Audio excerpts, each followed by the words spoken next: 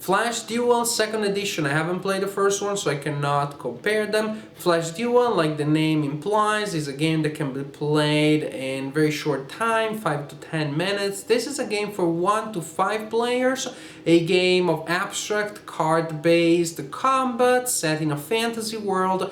This game can be played not in 1 or 2, but in 7, and I mean 7 different modes. So we have a lot of material to cover today. Let's get started with the main review. The game is played on this mounted track here. In the base game, there are 2 players, and each player uses a pawn. Pawns are placed at the 2 extremities of the track. The game also comes with 5 cards that will allow you to build the same exact track, but in this way you also have a very portable version of the track, just like this. Then you also have a deck of 25 cards representing numbers from 1 to 5, and there are 5 copies per card.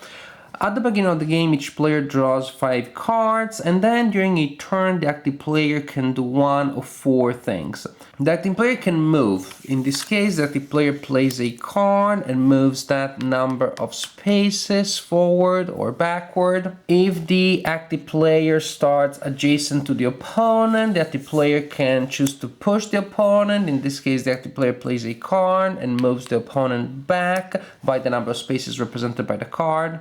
Or the active player can attack. To do so, the active player plays a card that indicates the distance between his pawn and the pawn of the opponent. It has to be the exact distance, in this case is 3, and this is a valid attack. To block that attack, the target player must play a card that matches the played card exactly. However, the tricky thing is that attacks can be powered up, so the active player can choose to play multiple cards representing the distance between the active player and the target player, and in that case the target player will be able to block that attack only by playing the exact cards that have been played.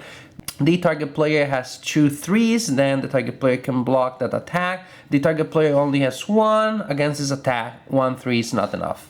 If the attack is not blocked, the active player scores a hit, collects a victory token, and then a new round is played. And play continues until one of the 2 players gains 3 tokens out of 5.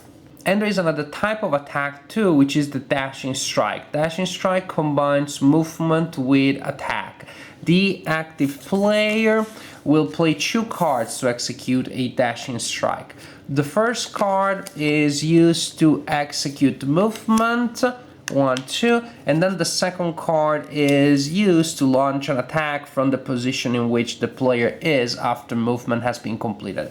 The dashing strike can be blocked normally if the target player plays a card or cards that correspond to the attack that is being launched, because the active player, just like in a normal attack, can play 1 card to attack or a combination of cards to make that attack harder to block.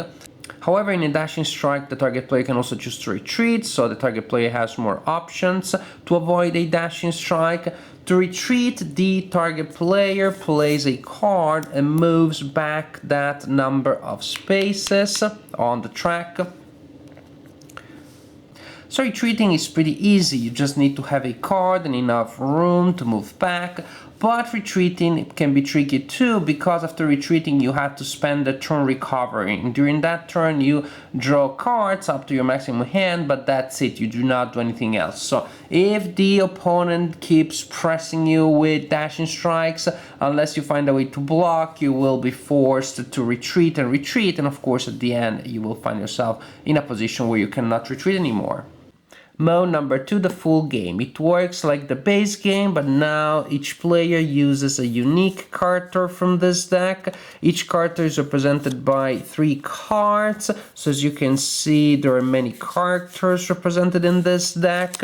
The player places the cards corresponding to his character on the table. Each card will indicate a special ability that can be used when the trigger applies. The trigger text is printed in this area of the card. This card, for example, can be used when you attack with only 1 card. If the trigger applies and you choose to use the card, then you resolve the ability explained at the bottom of the card. In this case, for example, when you attack, you choose the number 1 to 5 that the opponent must must block with. Usually the opponent will have to block with the same attack number that you're using. Here you can choose. And that means that if you have been counting cards, you can choose a card that is not in play anymore. Pretty mean. After you use a card, you flip it face down and you cannot use that power until the next round, not the next turn. That means the next combat.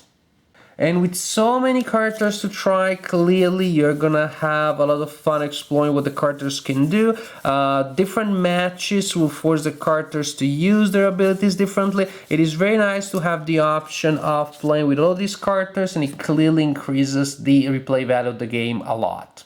Solo mode, you're playing alone against an AI whose actions are determined by a simple flow chart. You play normal. At the beginning of the AI's turn, you draw a card. If the AI at that point can attack, the AI will do so. In this case, the AI would be able to attack you with a 5/5, pretty powerful.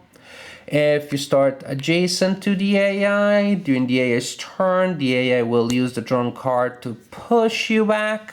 If the AI can dash and strike you using the card that was just drawn, the AI will do so.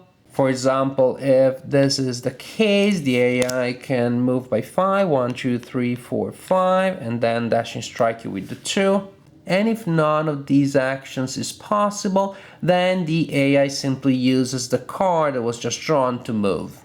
Also, when you're attacking the AI, right after declaring your attack, you draw a card for the AI. And then the AI can use all of the cards that he presently has to protect against you. That means that when you are launching an attack, you do not know exactly the cards that the AI will have to block, which is pretty important because usually you know the cards that the AI can use, and that would allow you to launch an unblockable attack. Luckily enough, thanks to this rule, this is not going to be as easy. Team battle for 2 teams or 2 players. It works similarly to the base game. A main difference is that you have a new move here called the dashing block. Suppose that this is a team. When a teammate ahead of you is being attacked and doesn't have the cards necessary to block that attack, you can dash to reach the same area where the teammate is, of course, if you have the right card. And at that point, your cards can be used together with those of the target player to block the attack that was just launched.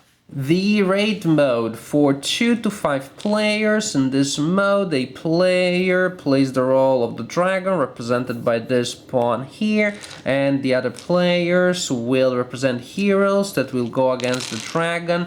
The number of heroes facing the dragon will change the stats for the dragon, will change the dragon's hand size, the number of hit points that the dragon can absorb before being defeated, and the number of abilities that the dragon can use. Abilities are represented by these cards here. The dragon can have up to 8 if going against 4 heroes, and these are pretty powerful abilities. Look at this one, for example.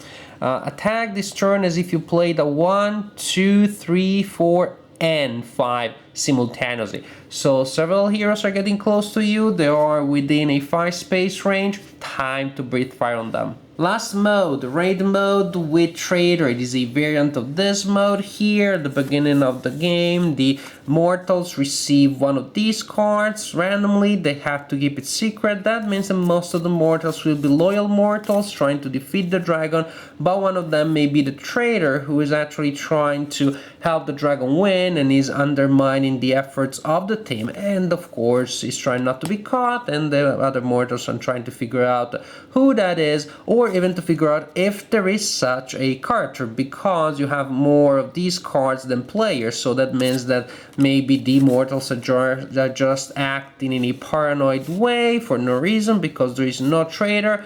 But overall, I'm sure you figured it out. This is Battlestar Galactica meets Flash Duel. So there really is a lot of gaming that you can get out of this small box here. And you know, when I heard that this game had 7 modes, I was a little suspicious. I always am when I hear about games with many modes, because then often it turns out that those modes are not very different from one another. They're just small variants. They don't really change gameplay much. but not here. This is not the case here because these modes really are very different from one another. If anything, there are more than 7 modes in the game, because some of these modes have sub-modes. For example, the solo mode can be played against different types of AI that will present different challenges. The full game with the characters is a universe in itself, just because it has so many different things that you can try. The characters do present you with unique styles of gameplay, so they will play differently, they will interact differently when you match them against different characters. Really, there is a lot that you can do with the components in this game, and the different modes feel different. Because of this game, even if it is a filler, really I found myself playing for much longer than I would play a filler, just because I wanted to experiment. I wanted to try with different characters and different ways of playing the game. It is a game that has many ways to keep itself fresh and exciting. And this is important because, of course, you may have a game that can be played in many different ways, but if they're all boring, what's the point? But this is not a boring game, quite the contrary. This is a very enjoyable game. The core system is very simple. At the core, this is a game about bluffing and creating powerful sets of cards and counting cards, and this is really crucial, the counting cards aspect. Nevertheless, because the players keep moving on the board, the situation is very fluid, so that prevents the game from being just a mathematical static game. It really is about building and grabbing opportunities according to the ever-developing situation on the board. This is a little game, but a very nice one, an elegant one with interesting ways in which the game can develop. Overall, I recommend it. Flash Duel 2nd edition, a very, very nice game.